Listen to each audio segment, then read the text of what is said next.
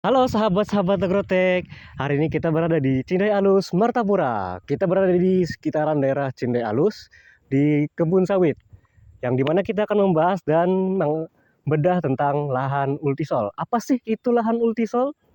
Lahan ultisol yaitu lahan kemerahan yang sudah tua. Mau tahu bagaimana lebih lanjutnya? Yuk kita langsung cek saja.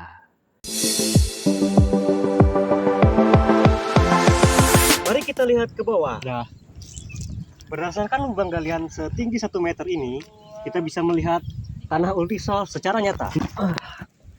Secara fisik, tanah ini berwarna kuning kemerahan yang terjadi karena adanya pelapukan oksidasi besi. Bila kita melihat struktur tanahnya itu, lihat adanya butiran-butiran kerikil yang terjadi karena adanya proses konkresi besi yang sering menyebabkan kendala terhadap drainase tanah. Walaupun di kedalaman 1 meter ini kita tidak melihat adanya banyak aktivitas biologis, namun lapisan tanah paling atas ini justru adalah lapisan yang paling berharga dikarenakan dia mengandung banyaknya sumber energi bagi mikroba untuk mengurai nutrisi secara perlahan. Lapisan ini juga disebut dengan lapisan topsoil.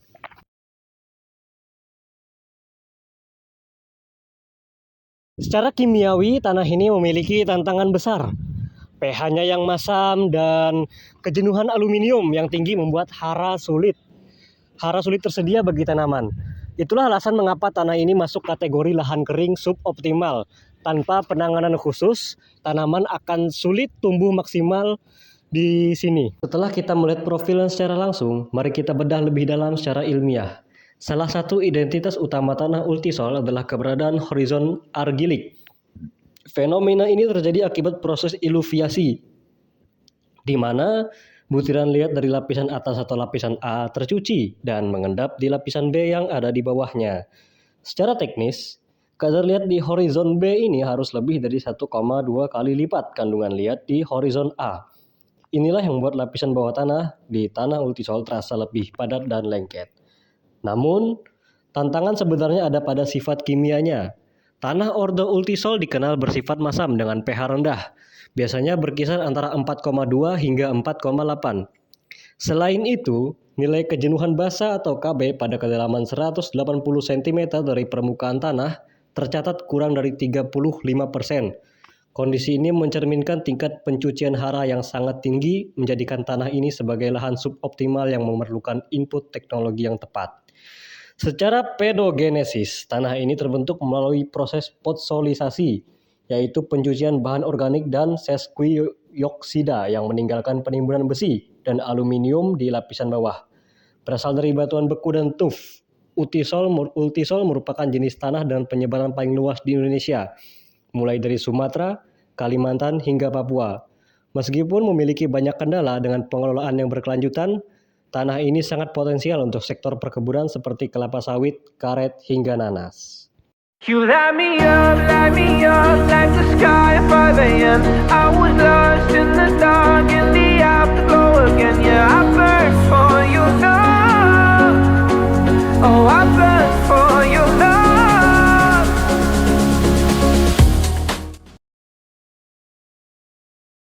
Lalu, apa vegetasi yang bisa ditanam di sini? Vegetasi yang baik ditanam di sini biasanya adalah perkebunan sawit dikarenakan adaptifnya yang kuat. Di sini kita bisa melihat adanya lahan bedengan mulsa yang digunakan untuk menjaga kelembapan dalam tanah. Untuk keberlanjutan, kita butuh manajemen yang tepat.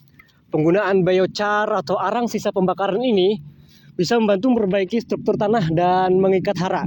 Selain itu, pengapuran dengan dolomit sangat disarankan untuk menaikkan pH tanah agar unsur hara bisa lebih mudah diserap oleh tanaman. Ya. Selain hal tersebut, dolomit juga menyumbangkan unsur hara kalsium dan magnesium yang sangat dibutuhkan untuk pertumbuhan oleh sektor perkebunan seperti kelapa sawit dan sektor perkebunan karet yang sering kita temui di sekitar wilayah ini. Pemberian dolomit itu sendiri tidak dapat sembarangan. Idealnya pemberian kapur ini dilakukan 2-4 minggu sebelum masa tanam agar kapur memiliki waktu untuk bereaksi sehingga ekosistem keberlanjutan di lahan kering suboptimal dapat terus berjalan. Selain pengapuran, kita melihat adanya praktik penggunaan arang atau biochar di lahan ini. Mengapa biochar sangat penting untuk tanah ultisol? Seperti yang kita bahas tadi, tanah ini mengalami proses penyucian hara yang sangat intensif atau podsolisasi. Biochar berfungsi sebagai rumah bagi mikroorganisme tanah karena struktur porinya yang sangat banyak. Di lahan kering yang miskin bahan organik, biochar bertindak sebagai magnet nutrisi dan penyimpanan air yang sangat efektif. Penggunaan biochar yang dikombinasikan dengan mulsa plastik seperti yang kita lihat adalah kombinasi teknologi untuk menjaga kelembaban tanah di tengah cuaca yang terik. Sepanjang perjalanan kita di area perkebunan ini, kita bisa melihat betapa luasnya hamparan tanah ultisol di wilayah Kalimantan Selatan. Jalan yang kita lalui ini sebenarnya adalah bukti fisik dari kekuatan tanah tersebut. Lapisan bawah tanah ini atau yang kita kenal sebagai horizon B memiliki akumulasi liat yang sangat tinggi. Sifat fisik tanah yang kaya akan oksida besi dan aluminium ini membuatnya menjadi sangat keras dan padat saat musim kemarau. Bagi infrastruktur perkebunan, ini memudahkan akses kendaraan pengangkut hasil panen. Namun bagi tanaman, kepadatan ini justru menjadi tantangan besar bagi perkembangan akar untuk mencari hara di lapisan yang lebih dalam. Inilah dinamika di lahan kering suboptimal. Setiap jengkal tanah yang kita lewati ini memegang peranan penting bagi ekosistem perkebunan di Kalimantan. Memahami tanah bukan hanya tentang melihat apa yang tumbuh di atasnya, tapi juga menghargai pondasi merah yang menopang segalanya. Mengelola lahan suboptimal merupakan hal yang sulit, namun tidak mustahil. Dengan menggunakan teknologi yang tepat, kita dapat mengelola lahan suboptimal dengan maksimal. Saya, Bintang Hartani Ahmad, berterima kasih atas perhatian Anda selama video ini. Saya ucapkan terima kasih. Salam agroekoteknologi.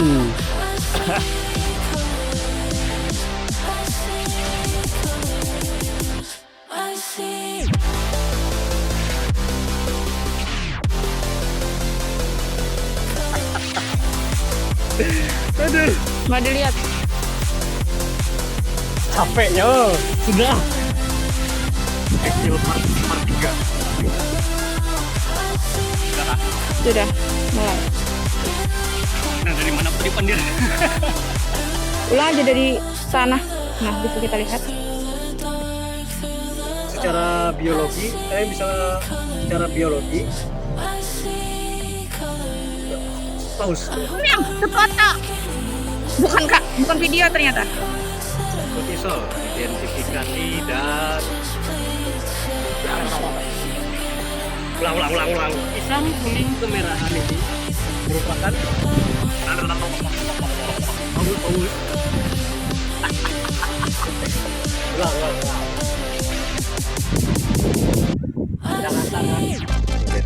Sudah.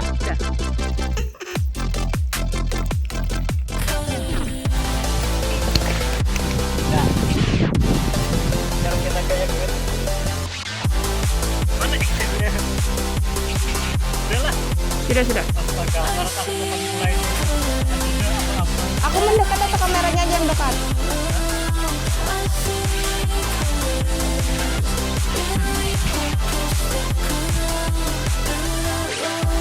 Ulang.